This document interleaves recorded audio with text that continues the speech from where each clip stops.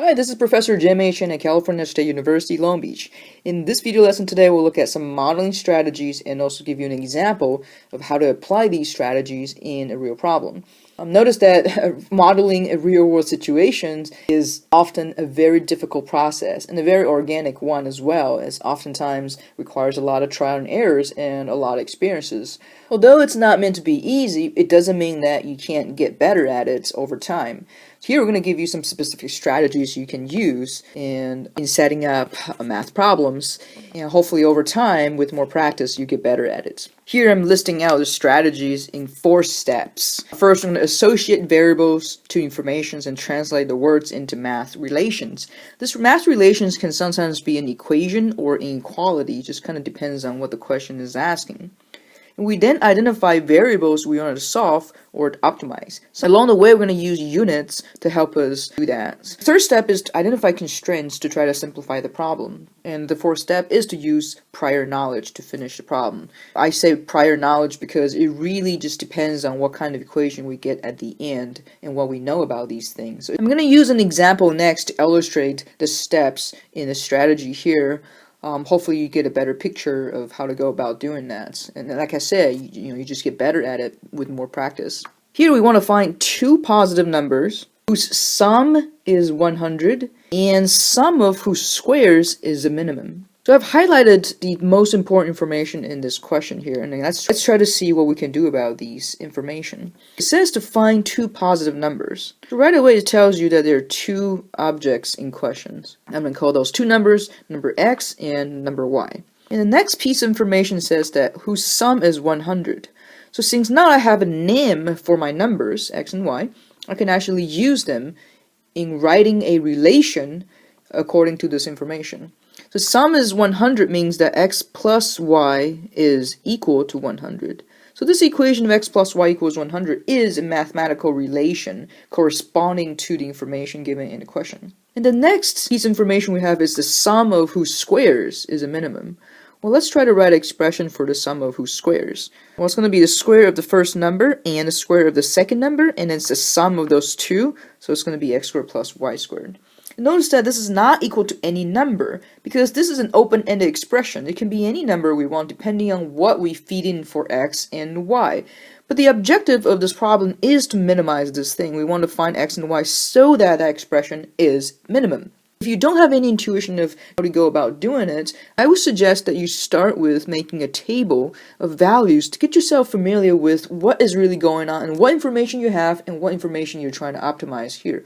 Okay, so if we do a table of values using information we know, I know there are 2 numbers in question, and I'm trying to minimize this expression of the sum of 2 squares, so it's x squared plus y squared. So if I denote my first number x and then my next number y, then I can say, well, let's start just playing around with some numbers. Okay, so if, for example, if x is equal to 1, what does y have to be? Well, that's where the constraint comes in. That's why I say in the beginning, constraint actually helps you to simplify problem. Because of that constraint, I now know that y depends on x. Well, if I solve for y here in terms of x, I will get 100 minus x equals y. So instead of being just any number, y actually has to be 100 minus x. So when x is equal to 1, y has to be 99. And if x is 1 and y is 99, then my sum of squared must be 1 squared plus 99 squared. Do you think the number is going to be the minimum number possible among all expressions of this form?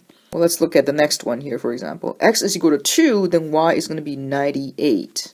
Right? So because y has to be 100 minus x. So the expression here will be 2 squared plus 98 squared. Which one is bigger? Okay, I'll let you figure that out. And if x is equal to 3, y has to be 97, and this expression has to be 3 squared plus 97 squared, and so on.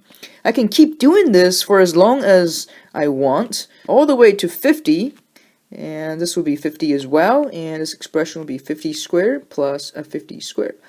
If you keep doing it, the next number is going to be 51 for x and 49 for y, but it really is symmetric over here, because when x is 49, then y would be 51. We really have no ordering of these 2 numbers, and we're simply just saying they're 2 numbers, right? You don't have to keep considering any numbers past 50 and 50. So really the question is, which one of those following expressions is minimal? we want to come up with a systematic way of determining that. But instead of trying to figure that out from just using a table of values, let's try to do this systematically. Well, we know that expression we're trying to minimize is x squared plus y squared, so let's just give it a name. But we also know that y can't just be anything, right? It has to depend on x based on this constraint. So instead I can write x squared plus 100 minus x quantity squared. That's what y has to be in terms of x. Now I can simplify this expression into x squared plus 100 squared, which is 10,000, minus 2 times 100 times x, that's 200x, plus x squared. I'm simply just using the formula for 100 minus x squared. And combining the x squared, I get 2x squared minus 200x plus 10,000. I purposely write it this way because I recognize that it's a quadratic equation. And the reason why I wanted to write it that way is because I know that the quadratic equation corresponds to a parabola in its graph. And for a parabola that has a positive leading coefficient here, opens upward. So it's going to look something like this. If a parabola opens upward, then it has to have a minimum point at its vertex. So in order to figure out where this expression has its minimum, all I have to do is to figure out where the vertex is. And we know that the vertex needs to occur at x equals negative b over 2a, where b is the coefficient for the linear term, and a is the coefficient for the quadratic term. So I simply use the information I have from the question here. Is going to be negative b, but b is the negative 200 over 2 times a, and a is the leading coefficient here, which is 2. So if I do that calculation, I get 200 divided by 4, and that is equal to 50. Which means when x is equal to 50, then y has to be, based on our constraint, 100 minus x, and I know that my y value has to be 50 as well. Which means that when two numbers are 50 and 50, the sum of those two squares is a minimum. So if you come back to the strategy here and try to revisit what we've done in that problem, see, this first step we did was to associate the variables to an information, and that's when I assign x and y to the two numbers. And then we translate each of those pieces of information into math equations. For example, I translated the sum of 100 into x plus y equals 100. I also translated the sum of whose squares into x squared plus y squared. We didn't identify the variable we wanted to solve, which in this case would be x and y really simultaneously, but as soon as we found x, we know how to find y based on the constraint. And we also noticed that it's the expression of x squared plus y squared is what we're trying to maximize there. So that was the first thing we identified after we associated variables with them. And we also identified constraints, which was the equation x plus y equals 100, to help us simplify the problem.